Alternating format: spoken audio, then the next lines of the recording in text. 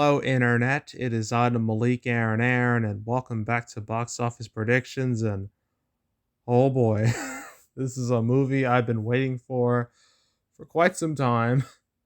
And the movie we're going to be talking about today is Venom Let There Be Carnage. Woo. So, as usual, we're going to be going over the pros and cons. So, let's get to it. Pros: Venom Let There Be Carnage is the sequel to Venom, which came out in 2018. Venom was a weird movie, to say the least. The whole idea of it was weird because we already saw Venom in a movie in Spider Man 3, and I don't need to tell you how that went because it didn't go too well. And then there was like rumors of a Venom movie for like a decade or so until they decided to actually make it into a movie. Then they cast Tom Hardy in the role. And then people realized, wait a minute, a Venom movie without Spider-Man? What? That's crazy. Can you do that? That's weird. And funny enough, around the same time, a Joker movie was announced, and people had the same reaction, like, Joker movie without Batman? Get out of here. You're crazy,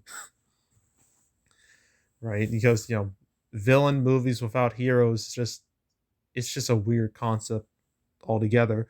But anywho, yeah, Venom 2018, first trailer came out, people hated it because there was no Venom. Second trailer, there was Venom, so people loved it. And then the movie became a real meme after that.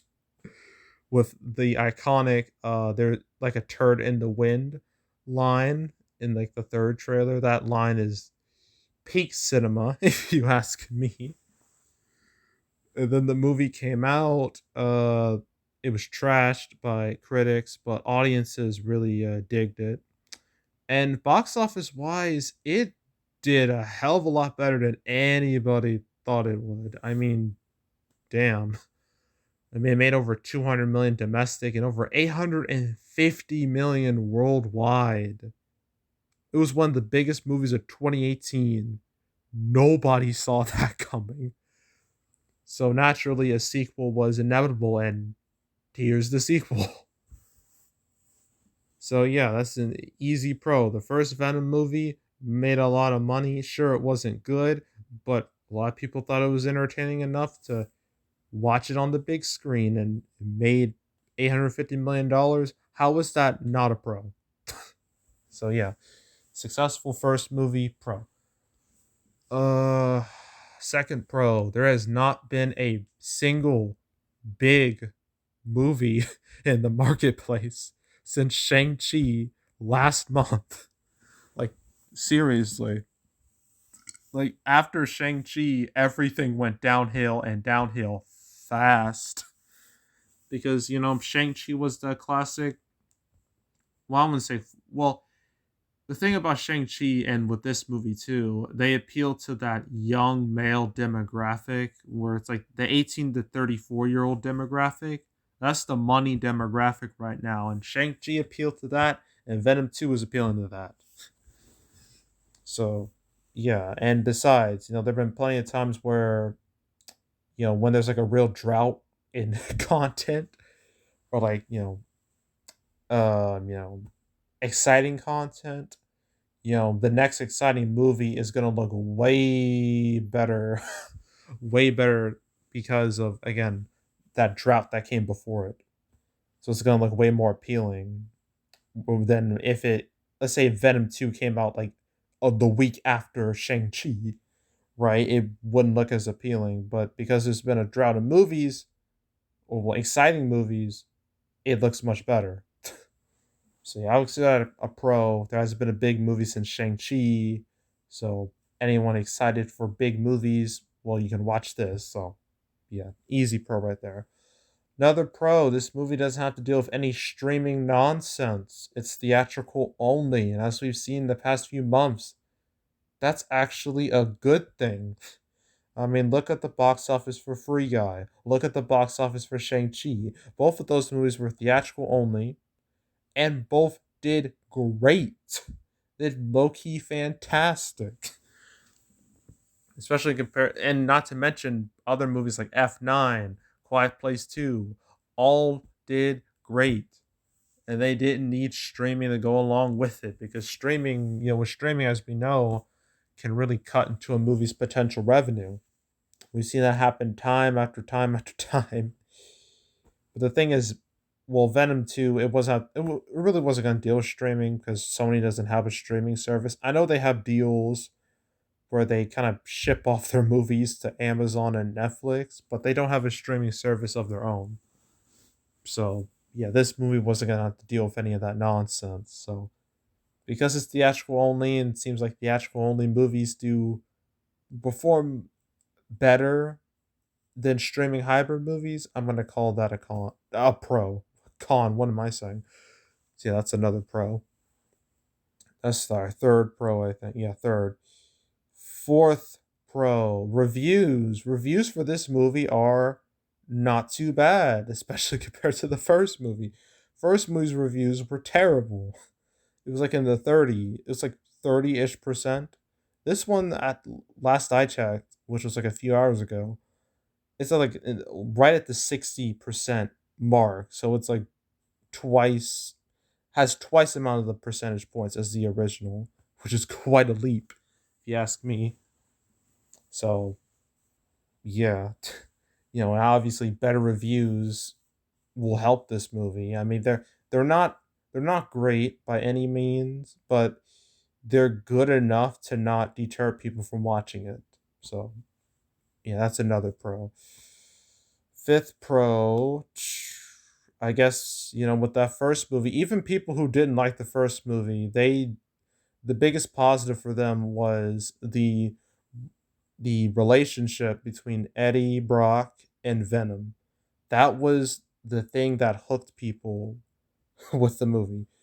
And this movie has a lot more than that. And with movies, like the ideal thing a sequel should do is keep what made the first movie work, right? Keep that and add on to it. And it feels like it kind of did that in a way, sort of. It didn't from me watching the movie because I just watched it on Thursday, and I don't think it did it great, but it kept that dynamic between Eddie and Venom, and that's what people loved about in the first movie. So you know, put that in the sequel, and it's honestly one of those situations where like if you love the first movie, you'll love this. If you didn't like the first movie, you're not gonna like this. But even people who didn't like the first movie like the Eddie Brock Venom relationship. So this movie has more of that. Isn't it'll be easier to hook people. So yeah, that's another pro. Trying to think of any more pros I can think of. Well, the movie's short, which is actually it's in this movie's favor because of what I've seen, like for many movies recently, is that people have been complaining about, oh, this movie feels too long. It feels like it just drags on and on and on, mainly through like exposition dumps and whatnot. This movie's only like an hour and a half. Because it's an hour and a half, more show times, more chances to make money, right?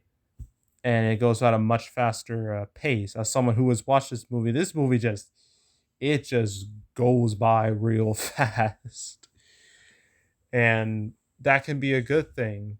You don't have to worry about the movie dragging way too much. So people like movies that have like give them like an adrenaline boost to an extent. So yeah, I would consider that a relative pro. The shorter runtime might work in this movie's favor. And then the last pro, the the post credit scene. No, it's a superhero movie, so a post credit scene is a given. I'm obviously not going to tell you what that post credit scene is. I'm not a villain, okay? I'm not going to tell you what it is. You're going to have to watch the movie for yourself. But let me tell you, that post credit scene, when you watch it, it's the type where you just look at it and you're just like, wait a minute, does that mean what I think it means? That's all I'm going to say about that. Nothing else. But I highly suggest you stick to watch that because it's worth it. I think it's worth the price of admission. So yeah, that's another pro. As for cons, it's well, I guess we could be in a situation like the Suicide Squad where the sequel pays for its predecessor's sins. I mean, although many people would consider the Suicide Squad and Venom, not the Suicide Squad, the 2016 Suicide Squad and Venom to be bad movies. But the thing is, at least Venom, sure, it's not good, but it's entertaining. A lot of people enjoyed it because of how silly and stupid it was.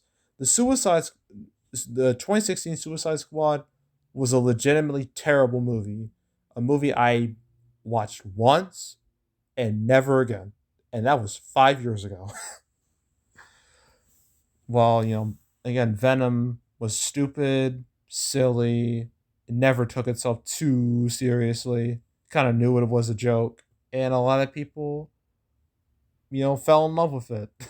And the sequel has more of the same. So I guess if it ain't broke, don't fix it. Because as we see with the box office, I mean, what is there to fix with the sequel? So yeah, still we could be in this situation where sequel pays for his predecessor's sins, but I don't think it will be as bad as the Suicide Squad. I really don't. I don't see that happening. But still, it's something to note. So yeah, that's a con. Second con, this movie faces some rather severe competition next week. No Time to Die. That's obviously gonna cut into this movie's gross. Then after that we have Halloween Kills, and after that we had Dune, which again all those movies are they're fanboy esque in a way. So and Venom 2 is obviously super fanboy esque. So yeah, it's all its box office is gonna decrease. So this is gonna be the one weekend where it can truly shine, and then after that it just plummets like a stone. So yeah, that's a con. Competition coming up. What else? Well, I guess with the sequels, you never know what you're gonna get. Sometimes it can do great, sometimes it can do awful, and we've seen plenty of examples of the awful side of things this year. Definitely the awful side, and again, you just never know. You never know. You can never really predict how a sequel will do. So, uh, yeah, but still something to note. So let's say it's a relative con. And now for the final thing, I don't like harping on like talking about internet news regarding movies only if I think it's relevant. But I remember like earlier this week there was like all this talk about, oh my god, Venom is gay. They made Venom gay in the new in the movie because director Andy Serkis, yes, the same Andy Serkis that was Gollum in Lord of the Rings and Caesar and Planet in the recent Planet of the Apes movies. Yeah, that Andy Serkis. He said there was like a scene where it was like Venom's like almost like a coming out moment, and a lot of people interpreted that as, oh, Venom's gay now. As someone who has watched the movie, let me just say that whole thing, the whole Venom is gay, is taken completely out of context. That is not what happens. Well, actually, in the movie where Venom's actually talking about his symbiotic relationship with Eddie, right? But the people there, like it's the whole thing's at a rave. The people in the crowd, they probably interpreted it as Venom, you know, coming out of the closet, right? But that's not what's happening. So the whole thing is just taken out of context, and the internet ran with it, and this is dumb. It's just dumb. Why? I don't even know why I talked about it. I just thought it was kind of stupid, especially watching the movie. It's even more stupid now.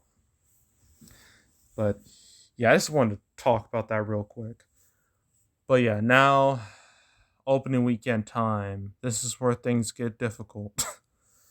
Now, the first Venom movie opened with 80 million in 2018. Funny enough, the first Venom movie broke the record for biggest October weekend ever, a record that would be broken very quickly 1 year later by Joker. Funny enough, both movies being villain movies without the hero. So yeah, first Venom opened with 80 million. Will this do the same? I doubt it. I don't see that happening, but I don't see it bombing either.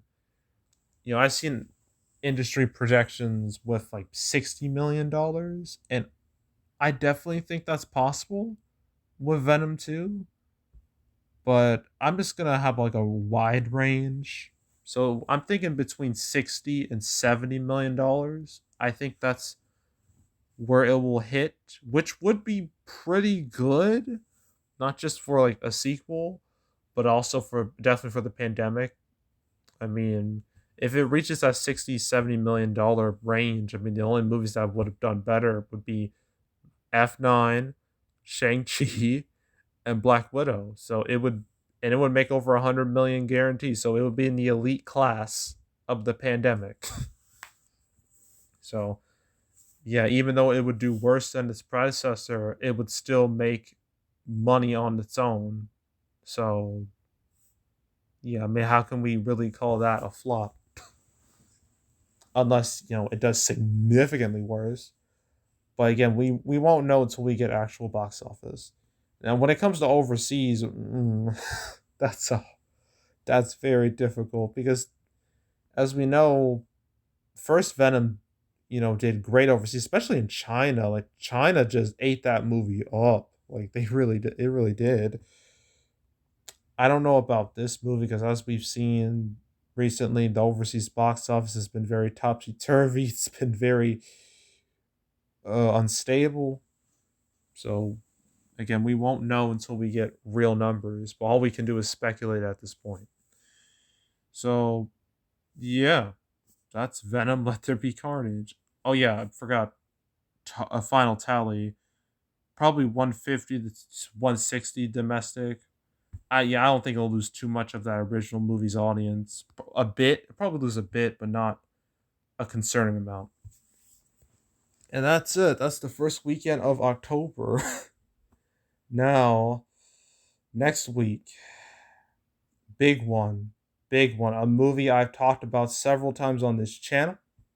Funny enough, this movie was one of the first I ever talked about when it comes to the canceled series. Literally, the very first canceled episode. No Time to Die was on the thumbnail. Very first one. And now we're here.